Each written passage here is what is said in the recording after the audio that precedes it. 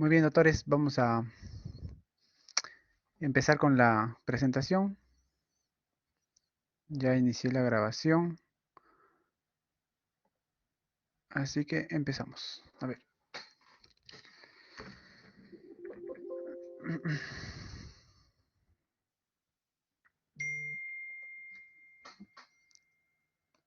Muy bien, bueno, como les decía, mi nombre es Jefferson Cortelesi. Para los que no me conocen, yo soy cardiólogo y laboro en el Hospital Rebagliati. El día de hoy nos ha tocado presentar el tema de fiebre reumática.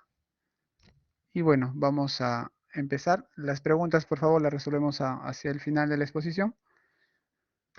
Y bueno, Eh, entendamos que la fiebre reumática es una enfermedad que ataca a muchos órganos y está causada por una infección, por una reacción autoinmunitaria, debido a una infección por un germen, el estreptococo del grupo A, ¿no?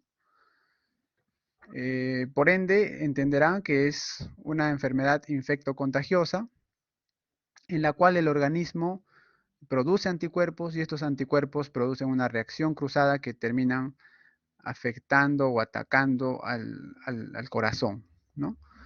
Es una enfermedad bastante importante en países en vías de desarrollo, causa más o menos unas 250.000 muertes por año, especialmente en personas jóvenes en todo el mundo. Eh, la enfermedad cardíaca reumática es una de las principales secuelas de la fiebre reumática. La fiebre reumática como tal es la fase aguda y en una complicación tardía de esta fiebre reumática es la enfermedad cardíaca reumática. Son dos conceptos diferentes. El pico de incidencia de la fiebre reumática va entre los 5 y los 15 años, ¿no? Y los episodios, pues, pueden ser recurrentes, siendo más frecuentes en adolescentes y adultos jóvenes. Para entender la vía patógena de la fiebre reumática y cómo esto se complica con la enfermedad cardíaca reumática, tenemos este gráfico, ¿no? Y vemos que para poder adquirir la infección por estreptococos del grupo A, deben haber ciertos factores de riesgo, como por ejemplo el hacinamiento en la vida diaria, el tema de la pobreza, la vida rural, la vida en barrios urbanos de bajos recursos económicos, ¿no? Estas condiciones de vida pues hacen que uno esté expuesto a los estreptococos del grupo A y estos estreptococos van a infectar la zona alta de las vías respiratorias, pudiendo causar infección asintomática.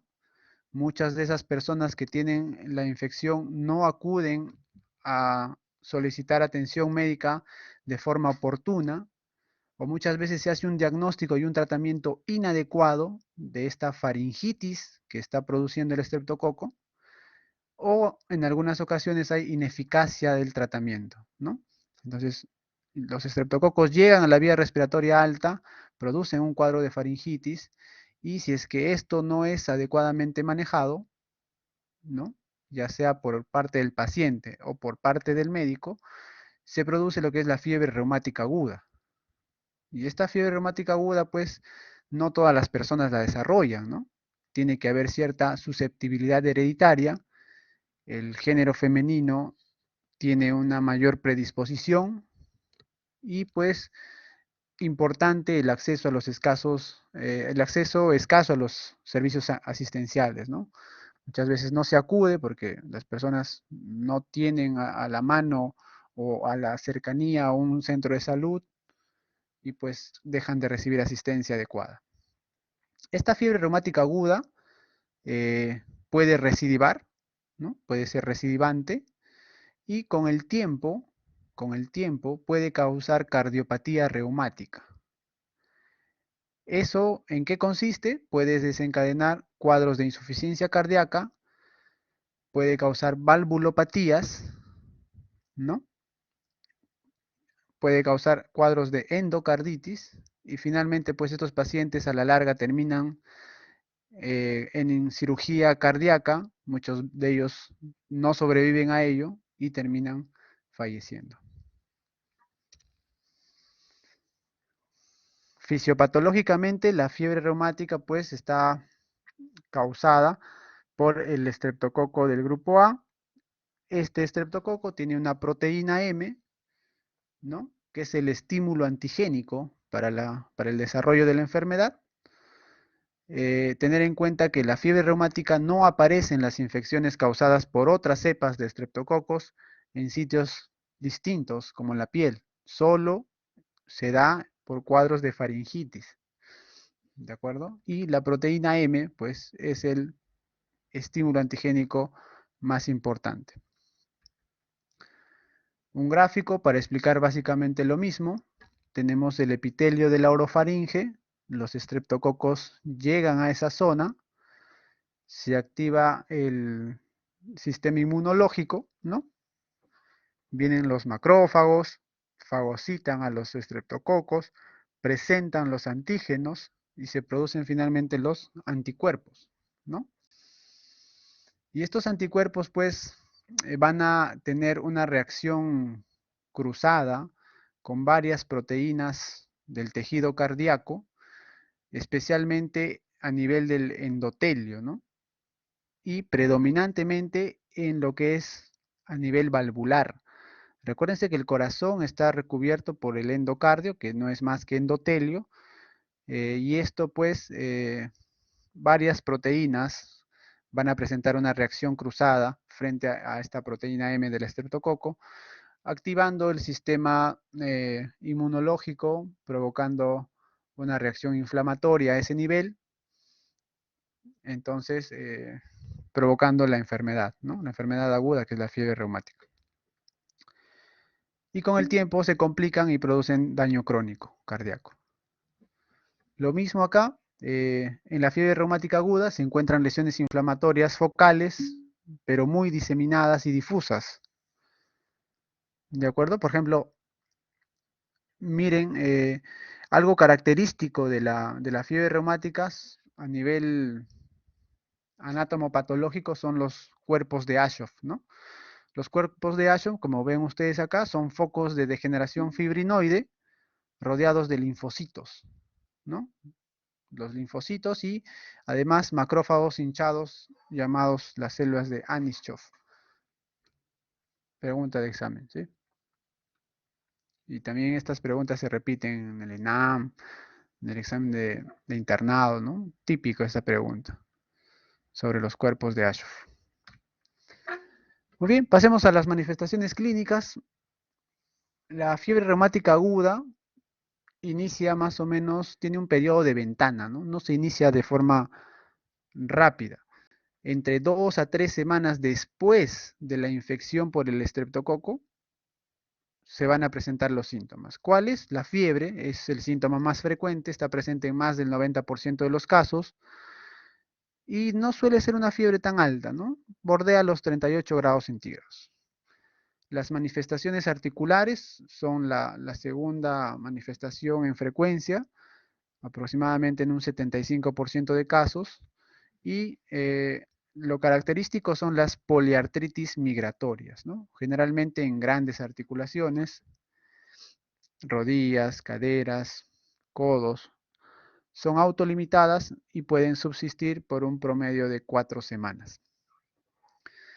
Después viene la carditis, que en realidad es una pancarditis, ¿no? Como hemos visto, la parte del endocardio es el que se ve afectado principalmente, pero puede afectar otras estructuras como el pericardio, ¿no? Que suele resolverse sin secuelas cuando se compromete. El miocardio también puede comprometerse, ¿no? Y cuando esto sucede, el compromiso es en parches, ¿no?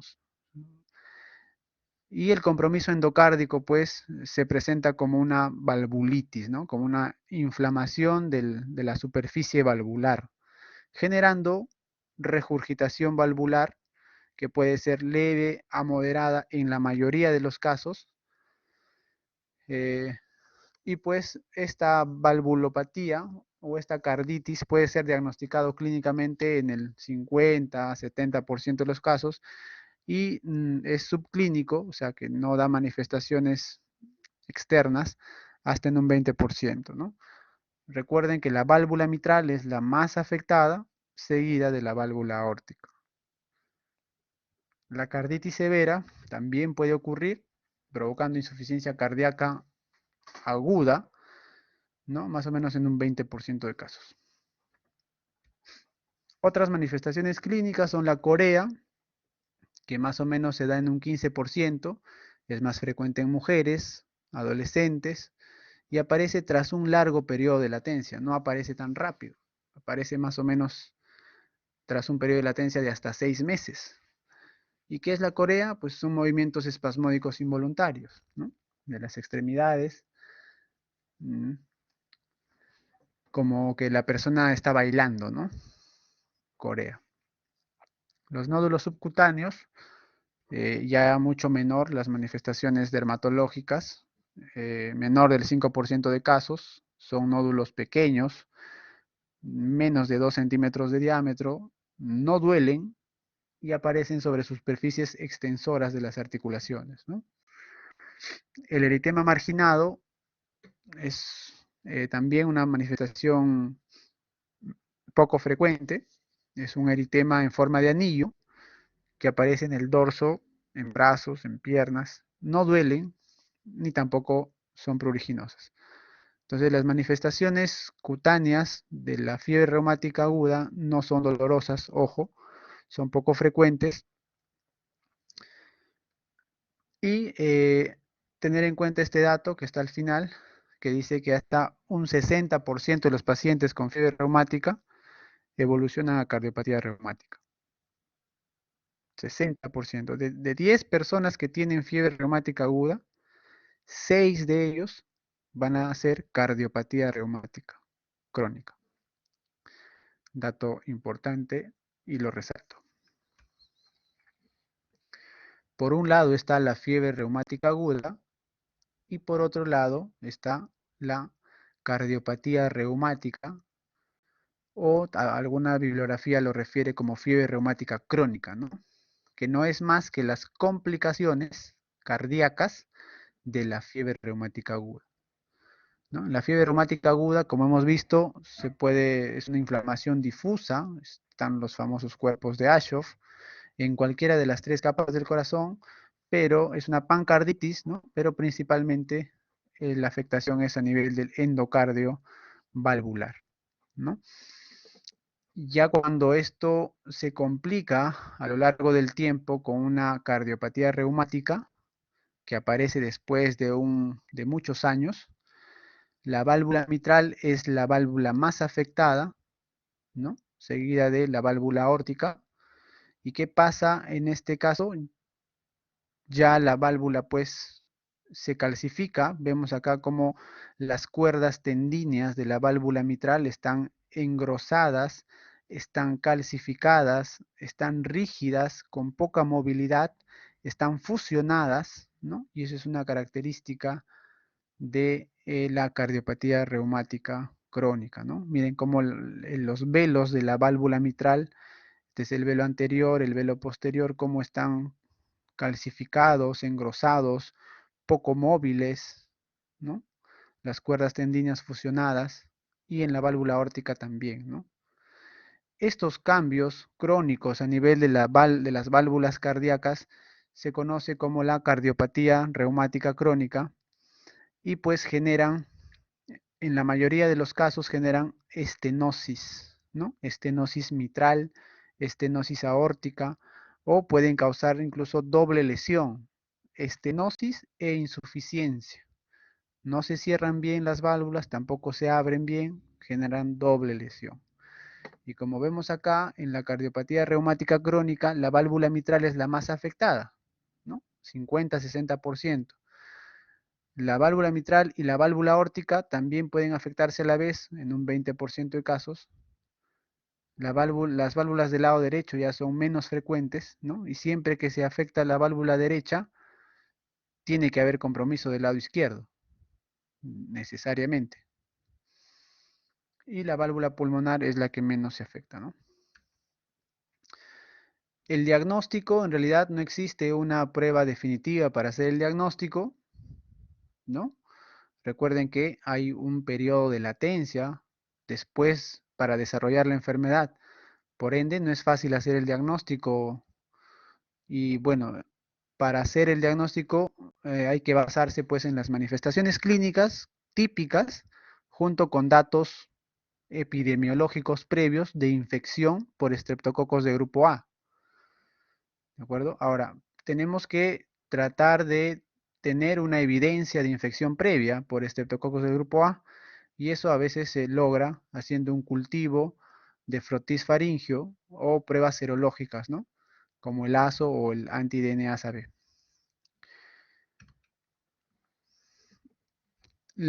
Jones propuso los criterios para el diagnóstico de la fiebre reumática, los cuales fueron actualizados el año 2015 y de acuerdo al riesgo poblacional se modificaron estos criterios.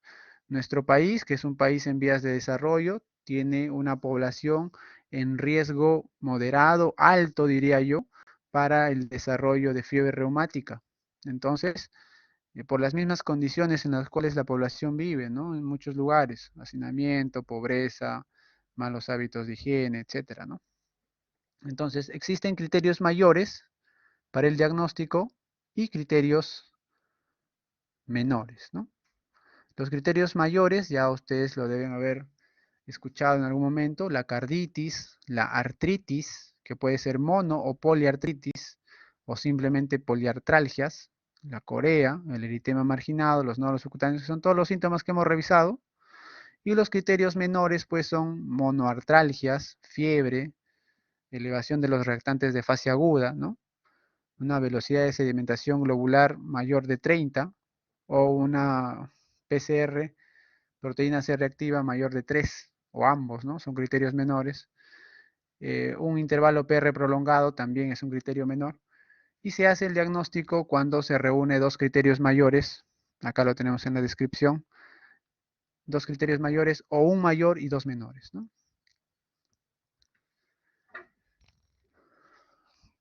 Cuando uno enfrenta un síntoma, plantea un diagnóstico probable, tiene que tener algunos diagnósticos diferenciales, ¿no? Y para ello, pues, si tienes un paciente que es joven, viene con, no sé, tiene 15 años, viene con fiebre y dolor articular, hay que pensar que puede ser una fiebre reumática, ojo, ¿por qué? Por los síntomas, ¿no? Pero también no hay que dejar de lado otros diagnósticos, como por ejemplo, ¿qué? Una artritis séptica, una artritis reactiva, ¿no? Y otras enfermedades como se listan acá. Hay que tenerlo en cuenta, ¿sí? Todo diagnóstico siempre debe tener un diagnóstico diferencial, siempre. Recuerden eso. Este cuadro básicamente es para tratar de ilustrar cómo podemos hacer el diagnóstico de un primer episodio de fiebre reumática aguda en poblaciones con riesgo alto a moderado, ¿no? A ver, y dice, manifestaciones articulares y reactantes de fase aguda elevados, ¿de acuerdo? Con o sin fiebre. Sospechoso de fiebre reumática, se le hace un ecocardiograma dentro de las 12 semanas. Si ese ecocardiograma muestra afectación valvular, ya sea mitral o aórtica, de tipo insuficiencia, obviamente ya el diagnóstico de fiebre reumática aguda está hecho. De lo contrario, si no hay compromiso cardíaco evidente a nivel valvular, dentro de ese periodo de tiempo, hay que tratar de reunir los criterios de Jones para hacer el diagnóstico. Y bueno, ya tenemos el diagnóstico, ahora pasamos al tratamiento. El tratamiento básicamente se va a basar en tres objetivos, ¿no? El primer objetivo es, si está producido esto por un bicho, tengo que erradicar el bicho. Segundo, si el paciente tiene síntomas, dolor, fiebre, etcétera, tengo que calmarle los síntomas. Y tercero, intentar reducir la progresión a la enfermedad reumática crónica. Entiéndase esto como la cardiopatía reumática. Entonces, basado en esos tres objetivos, ¿cómo erradico la infección? Todos los pacientes con fiebre reumática aguda deben recibir tratamiento antibiótico a fin de erradicar el bicho. ¿Con qué? Con penicilina, ¿no? La penicilina es un antibiótico bastante conocido y que en su serum, como médicos generales, lo van a conocer necesariamente y lo van a usar, eh, de los cuales pues la moxicilina, 50 miligramos por kilo por día, máximo 1 gramo al día, por 10 días, es el tratamiento de elección, o en su caso, en su defecto, penicilina G benzatínica, 1,2 millones de unidades, dosis única intramuscular. Y en personas menores de 27 kilos, la mitad de la dosis, ¿no? Esta dosis intramuscular me parece mucho más fácil, ¿no? De aplicar, incluso para el paciente y para el médico, ¿no? Pero no sé si alguien se ha aplicado penicilina, duele un montón, ¿no? Así que bueno. Y en alérgicos que son, en personas alérgicas a las penicilinas se puede usar macrólidos, ¿no? Una alternativa es usar eritromicina o acitromicina. El otro objetivo es darle alivio a los síntomas y para ello pues se utilizan AINES, ¿no? La aspirina es un buen AINE que puede manejar o controlar los síntomas en dosis de 50, 60 miligramos kilo día, máximo 80, 100 miligramos por kilo, dividida en 4 a 5 veces al día, ¿no? Son dosis altas. Otro que se puede utilizar es el naproxeno en las dosis establecidas y usualmente se suele mantener por 1 a 4 semanas, ¿no? Incluso puede darse hasta por 12 semanas el tratamiento con AINES, ¿sí? Las dosis están dadas por kilo porque recuerden que los pacientes con fiebre reumática aguda tienen el pico de incidencia entre los 5 y los 15 años. Entonces, por eso está dado por kilo, ¿no? La mayoría de ellos son niños que van a venir a tu consulta, cuando estés en el serum, vas a ver bastante de esto, bastante de faringitis estreptocócica, ¿no? Entonces, ¿cuál va a ser la labor de ustedes? Darle un adecuado tratamiento. Si no le das un adecuado tratamiento a esa faringitis estreptocócica, ese paciente, si es susceptible genéticamente, va a hacer fiebre reumática aguda a las 2, 3 semanas de su faringitis. Y si eso pasa, 60% de probabilidad de que con el tiempo, con los años, haga cardiopatía reumática crónica. Cuando llegue a los 30 años, va a tener estenosis mitral severa, va a requerir cirugía, y una cirugía cardíaca, pues, no es cualquier cirugía, ¿no? Es una de las cirugías que más alto riesgo tiene. Entonces, los pacientes incluso pueden complicarse y terminar falleciendo. ¿Todo por qué? Porque no se hizo un adecuado diagnóstico y tratamiento de una faringitis estreptocócica. Entonces, la labor de ustedes, cuando acaben el serum, perdón, la carrera, van a hacer su serum, como todos, ¿no? En un pueblito lejano, donde van a ver bastante de estos casos probablemente, y su trabajo es tratar de prevenir las complicaciones cardíacas crónicas, ¿no? Muy bien. Esa es la idea de esta presentación, ¿no? Darles digamos, lo que les va a servir realmente para que ustedes puedan aplicarlo en un futuro. Y por último, el tercer objetivo del tratamiento es reducir la progresión, o sea, reducir la complicación, que es la enfermedad reumática crónica, ¿no? Y para eso realmente no está estudiado a ciencia cierta el uso de ciertos medicamentos. Por ahí en algún momento se pensó que los corticoides podrían de alguna manera prevenir la cardiopatía reumática crónica, pero su uso es controvertido, ¿sí? Hay estudios a favor, hay estudios en contra, entonces realmente no hay una clara evidencia al respecto. Los AINES que se utilizan para el alivio de los síntomas se ha considerado por mucho tiempo que tienen el mayor potencial para reducir la progresión a la cardiopatía reumática.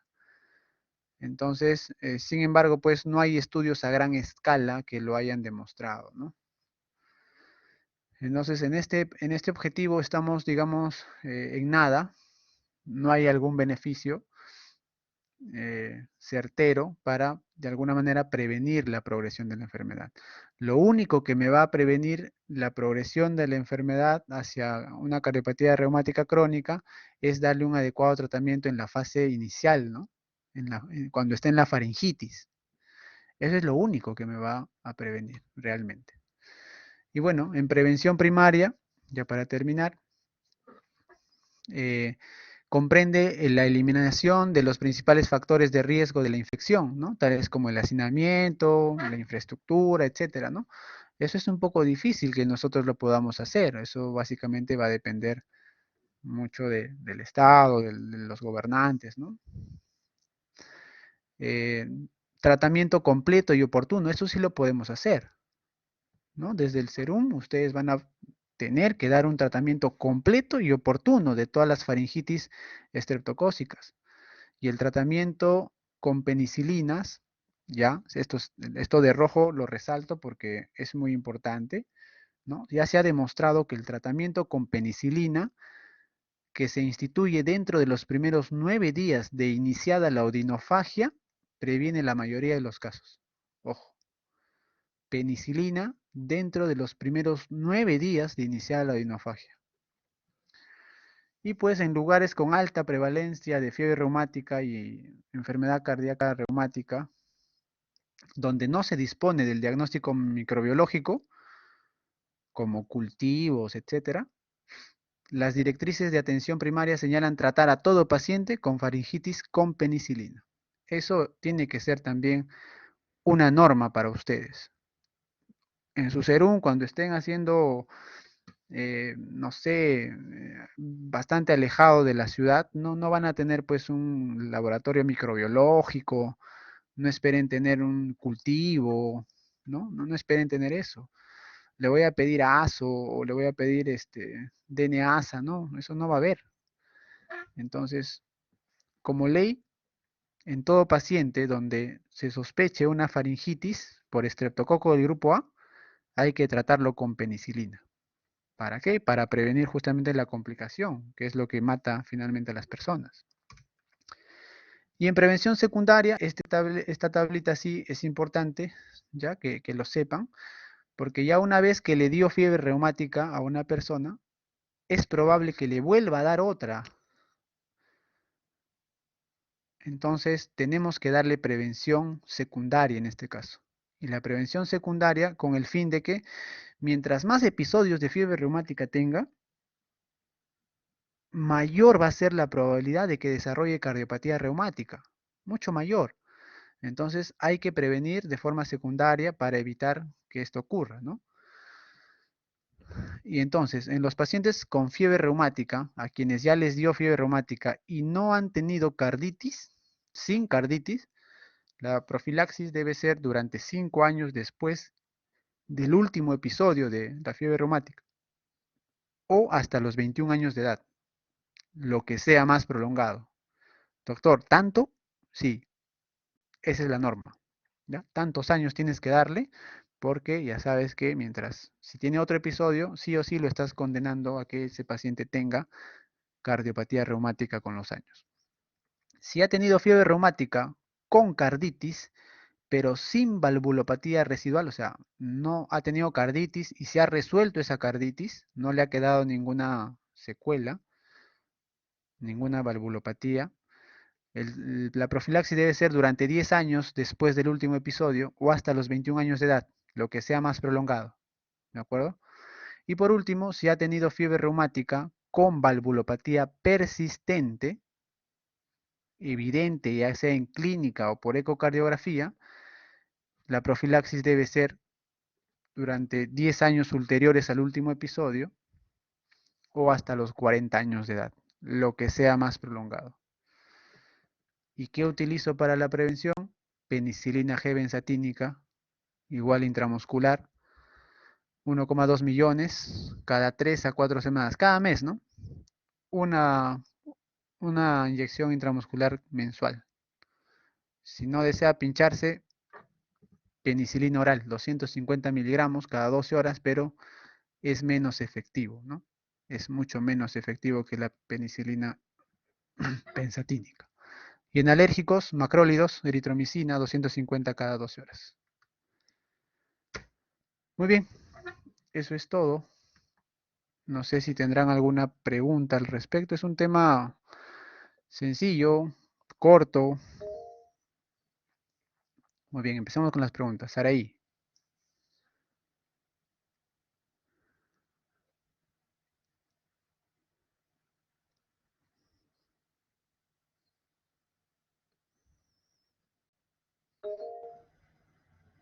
Saraí, no te escucho.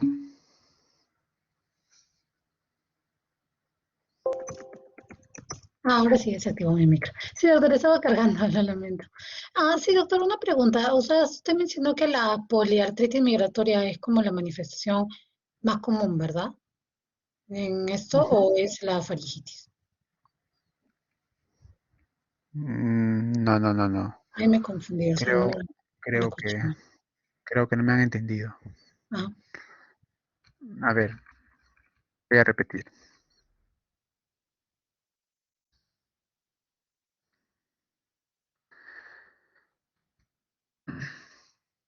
Para yo tener fiebre reumática, ¿de acuerdo? A ver, para que una persona desarrolle fiebre reumática que está acá, para que llegue a esto, antes de eso que está, la exposición a los estreptococos. Primero tiene que estar expuesta a los estreptococos. Después de esa exposición, el paciente presenta un cuadro de faringitis, ¿de acuerdo? De faringitis aguda. ¿Cuánto tiempo tiene que pasar después de esa faringitis para que te dé fiebre reumática aguda? No es de inmediato.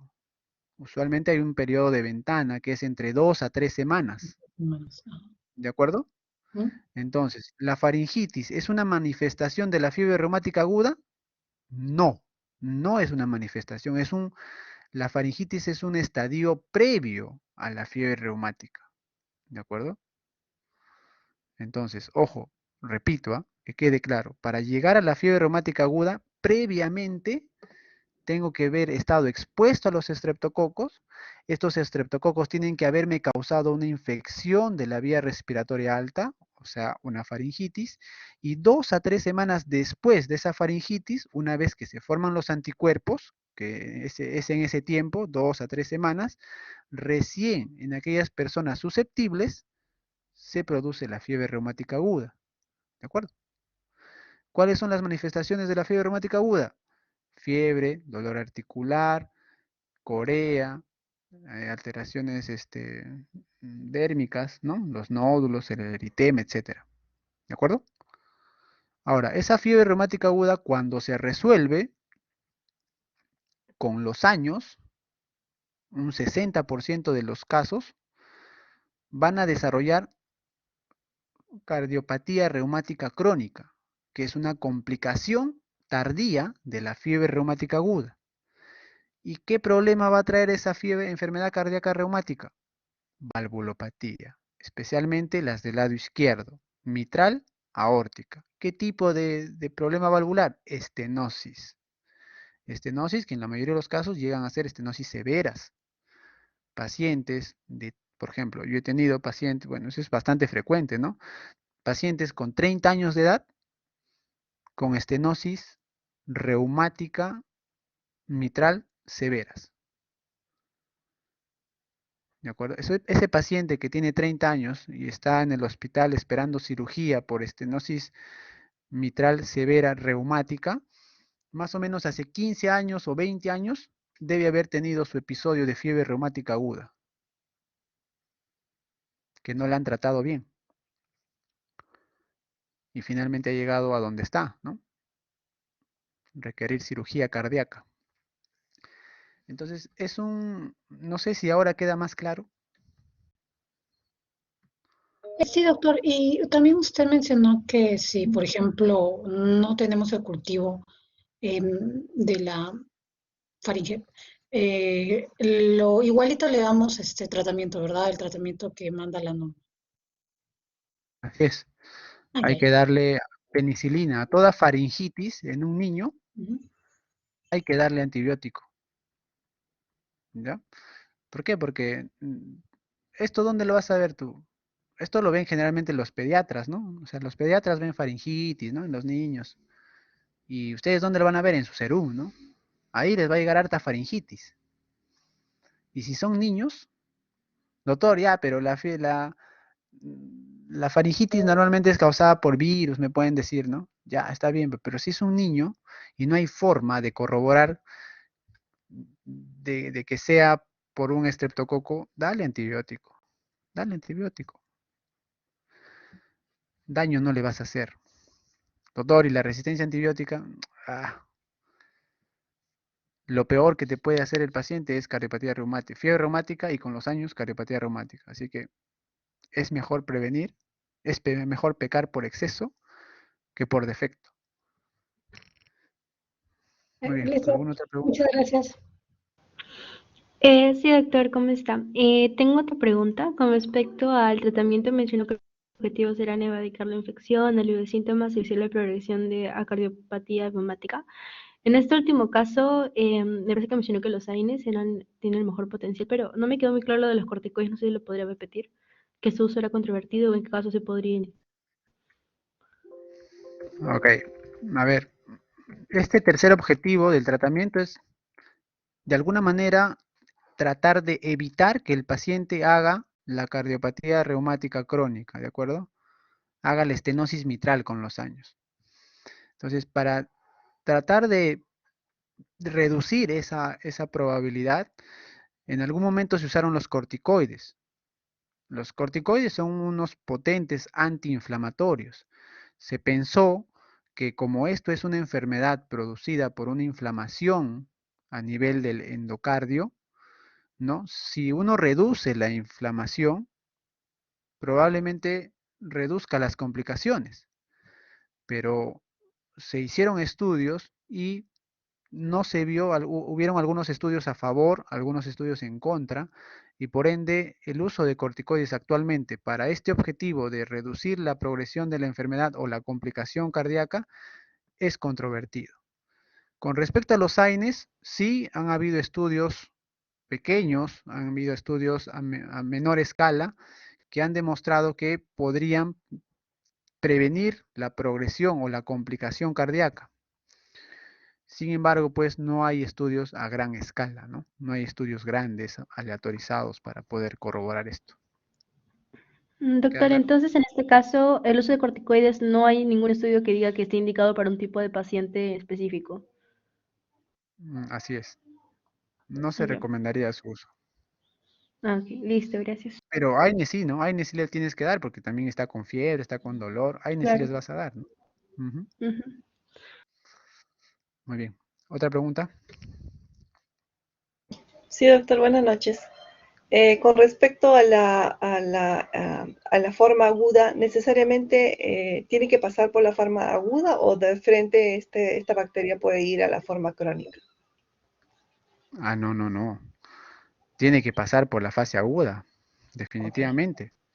No hay dos sin uno, ¿no? Tiene que pasar por la fase aguda. Ahora, que el paciente de repente no se dé cuenta, ¿O pasa porque sintomático?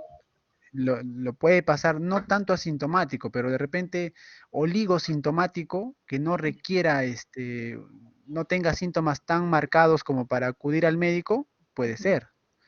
Pero sí, sí, usualmente tienen que pasar por la fase aguda, ¿no?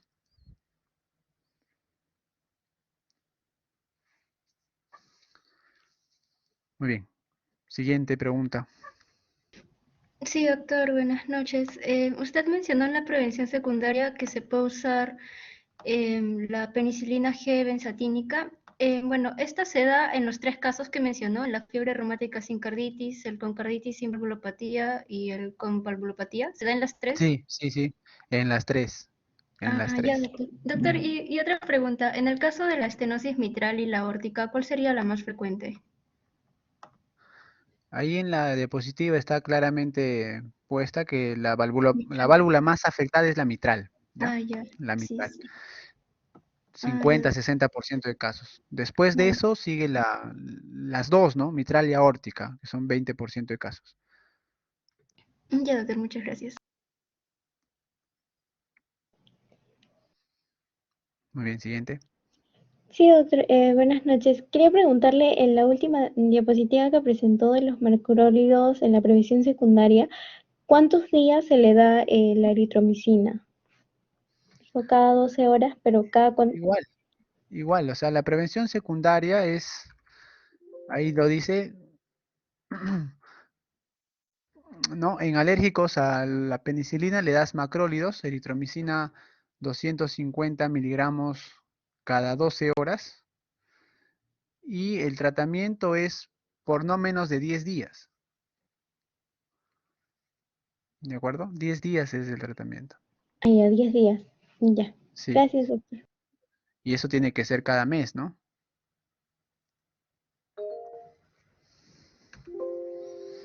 Muy bien, siguiente. Doctor, disculpe, cada mes, ¿durante cuánto tiempo? Perdón, otra vez, por Cada favor. mes, sí, cada mes, ¿durante cuánto tiempo? Como está en el cuadrito, pues, ¿no? Por 10 días de forma mensual por según lo que tengas acá, ¿no? Puede ser, lo mínimo puede ser 5 años o lo máximo puede ser 10 años, pero dependiendo, ¿no? Dependiendo de cada situación. ¿Ya? La prevención es a largo plazo, ¿no?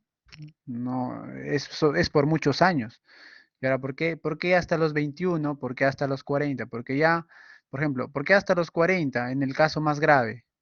Porque después de esa edad ya pues es poco probable que te dé una faringitis estreptocócica. Ya es poco probable, es por eso que es ese corte de edad, ¿no? Muy bien, siguiente. Gracias, doctor.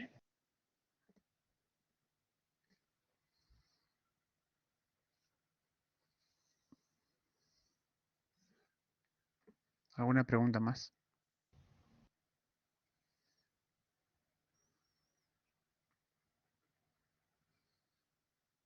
Bélgica, Valeria, está con la mano levantada. ¿Quiere Sí, preguntar algo? sí, doctor, sí. Sí, doctor.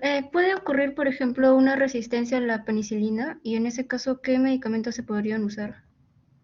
Macrólidos. Macrólidos también. Ah, ya. En realidad Doctor, no tienes tantas opciones, ¿no? O le das penicilina o le das macrólidos. Si ves que, qué sé yo, por ahí hace alguna resistencia, ¿no? Ni modo, pues le cambias a macrólidos.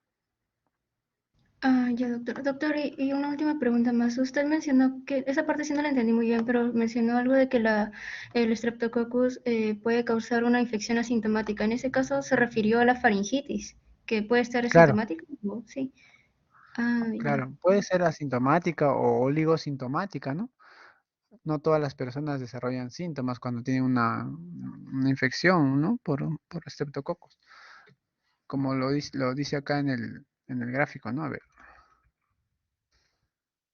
está por acá, ¿no? Ya.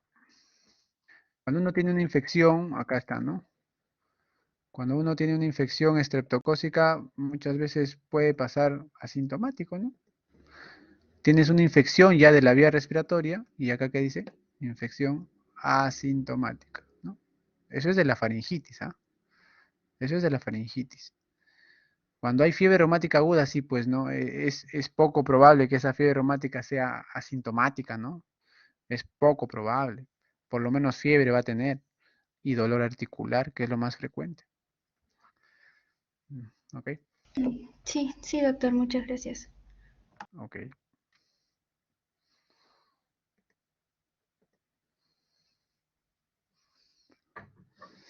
básicamente esto lo van a ver en el Serum, ¿no? Por eso es ahí que yo siempre les digo a los alumnos,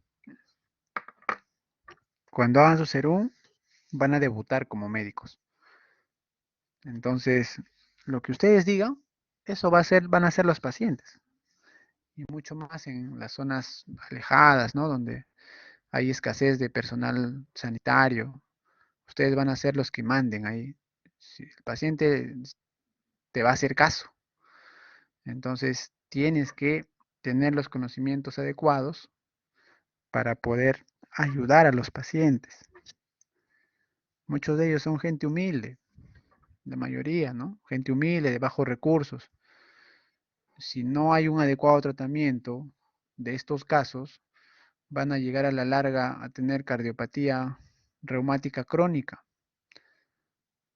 Y pues tú crees que una persona de bajos recursos que vive en un lugar bastante alejado de nuestro país va a tener la posibilidad de operarse el corazón? No, ¿verdad? Entonces esa gente aquí está condenada a morir en el intento, ¿no? He ahí la importancia de esto. Van a tener niños con faringitis,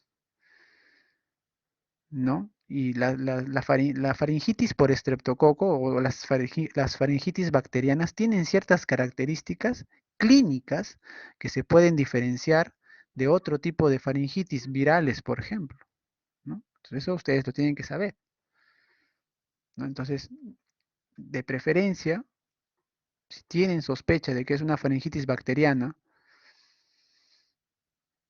y así de repente no la tengan, es mejor darles penicilina, ¿de acuerdo? Le vas a ayudar mucho.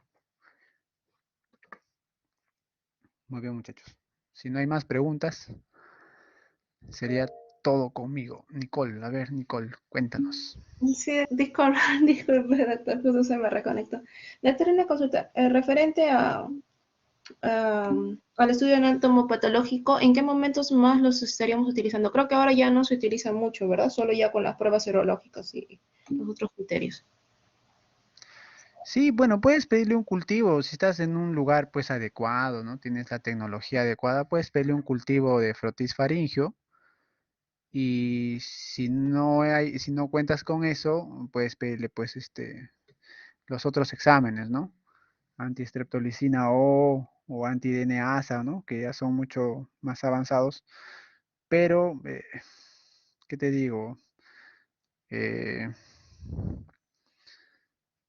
si eres pediatra y trabajas en Lima o en alguna ciudad grande del país, vas a tener esa posibilidad. Pero si eres un médico serumista, nada, ¿no? Wiflas, no vas a tener nada de eso. Así que es mejor pecar por exceso que por defecto. Esa es mi idea, ¿no? Así que bueno, les recomiendo que hagan eso. Muy bien, muchachos. Entonces, un gusto. Cuídense y hasta una próxima oportunidad.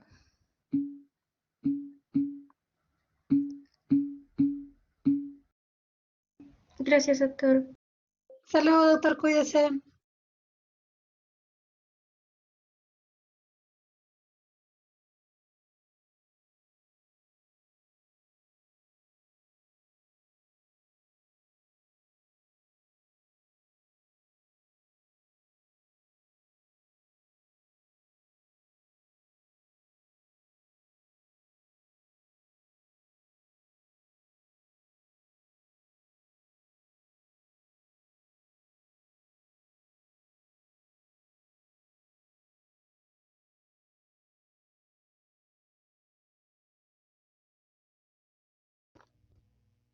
Doctor, por favor, no se olvide cortar la grabación.